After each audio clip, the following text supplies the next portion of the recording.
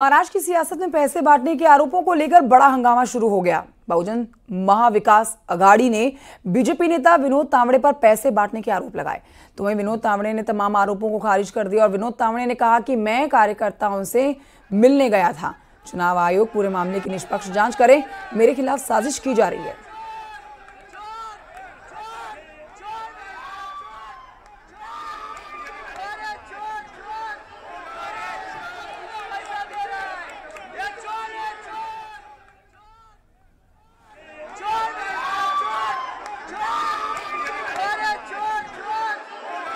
असोपारा विधानसभा चुनाव क्षेत्र में कार्यकर्ताओं की बैठक चल रही थी। वहां पर चुनाव के दिन की जो आचार संहिता होती है कि जो वोटिंग मशीन है उस पर सील कैसे लगना है, सील आखिर में कैसे होना है, ऑब्जेक्शन अगर लेना है तो क्या करना होता है, ऐसी जो हम 12 बातें बताते हैं वो बताने के लिए मैं पहुंच जाता हूँ। सामने वाला जो पार्टी हमारे मित्र पक्ष है, इतन अप्पा ठाकुर जी है या क्षितिज है, उनके कार्यकर्ताओं को लगा कि हम पैसे बांट रहे हैं। तो चुनाव आयोग उसके इंक्वायरी करे, पुलिस इंक्वायरी करे, सीसीटीवी फुटेज ले ले, तो उसमें वास्तव जो है, मैं तो 40 साल से पार्टी में हूँ। अप्पा ठाकुर मुझे जानते हैं, क्षितिज मुझे जानते हैं, सब पार्टी जानती है। तो जो वास्तव है वो सबको पता है और फिर भी चुनाव आयोग ने निष्पक्ष इंक्वायरी करनी चाहिए, ऐसा मेरा भी आग्रह है।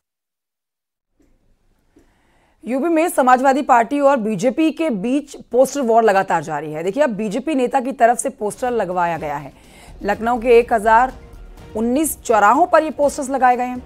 सीएम योगी के नारे बटोगे तो कटोगे को लेकर ये पोस्टर लगा है। पोस्टर में कहा गया है कि ना बटेंगे ना कटेंगे, क्योंकि अब हम अड़ेंगे, हम लड़ेंगे, हम बढ़ेंगे। इस पोस्टर में भारत के नक्शे को दिखाने के साथ साथ पड़ोसी देश कैसे अलग अलग होते गए, इस बात को भी दिखाया गया है। यूपी में पोस्टर वॉर के बीच एक और पोस्टर चर्चा में है। लखनऊ के 1090 चौराहे पर भाजपा की तरफ से एक पोस्टर लगाया गया है जिसमें लिखा है, बटेंगे तो कटेंगे केवल चुनावी नारा नहीं है, ये भारत के इतिहास से मिली हुई सीख है। जब जब हम जातिवाद, भाषावाद, प्रांतवाद और संप्रदायवाद में बटे हैं, तब तब हम कटे और हमारा देश बटा, पर अब हम न बटेंगे न कटेंगे, क्योंकि अब हम अड़ेंगे, हम लड़ेंगे और हम बढ़ेंगे। ये जो पोस्टर है ये भाजपा नेता अभिजात मिश्र की तरफ से लगाया गया है, जिसमें भारत का जो नक्शा है वो भी दर्शाया गया है। इसके साथ ही किस तरह से जो पड़ोसी देश हैं वो धीरे धीरे करके अलग हुए, इस बात को भी दर्शाया गया है। अब उपचुनाव बेहद करीब हैं, ऐसे में इन पोस्टर्स के जो संदेश हैं उसको जनता किस तरह से लेती है ये देखना बेहद रोचक होगा। कैमरा पर्सन गोपी गिरी के साथ नीतिका दीक्षित, न्यूज 18 लखनऊ। बढ़ते हैं आगे। मुरादाबाद में एआईएमआईएम के प्रदेश अध्यक्ष शौकत अली का भड़काऊ बयान आया सामने।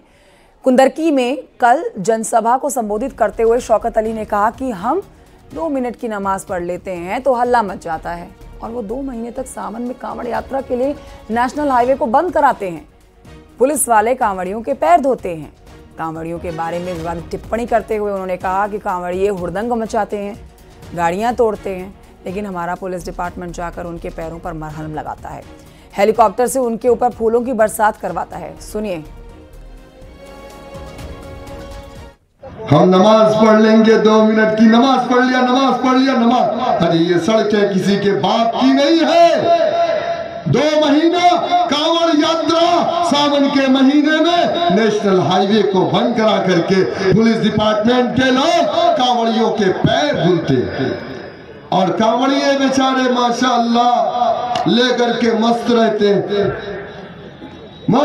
हैं, चिलम भी मारते हैं, शराब भी पिए रहते हैं, हुड़दंग भी मचाते हैं, गाड़ियां भी तोड़ देते हैं, लेकिन हमारा पुलिस डिपार्टमेंट जाकर के उनके पैरों में मरहम लगाता है, हेलीकॉप्टर से उनके ऊपर फूल बरसाता है। और हम नमाज पढ़ लिए, 2 मिनट की नमाज पढ़ लिया, नमाज पढ़ लिया, नमाज पढ़ लिया। इस बीच आपको बताएं कि बीजेपी प्रवक्ता राकेश त्रिपाठी ने शौकत अली के बयान की निंदा की है। राकेश त्रिपाठी ने कहा है कि एआईएमआईएम की ये विचारधारा बहुत ही जहरीली और खतरनाक है। शौकत अली का बयान एआईएमआईएम की उसी जहरीली विचारधारा को दिखाने का काम करता है, जिसके तहत लगातार एआईएमआईएम समाज को भड़काने के लिए, विभाजनकारी शक्तियों को बढ़ाने के लिए लगातार इस तरह के बयान देते हैं। और शौकत अली के इस बयान पर पूरा विपक्ष चुप है। एआईएमआईएम के इस भड़काऊ बयान की निंदा ना कांग्रेस करती है और ना समाजवादी पार्टी करती है, क्योंकि कहीं ना कहीं कांग्रेस और समाजवादी पार्टी का भी कॉमन मिनिमम प्रोग्राम है कि कैसे समाज में ध्रुवीकरण हो सके, मजहबी गोलबंदी हो सके और हिंदुओं को बार बार अपमानित किया जा सके। कांवड़ यात्रियों पर जिस प्रकार की अभद्र टिप्पणी की है, इस अभद्र टिप्पणी पर सपा और कांग्रेस मौन क्यों है?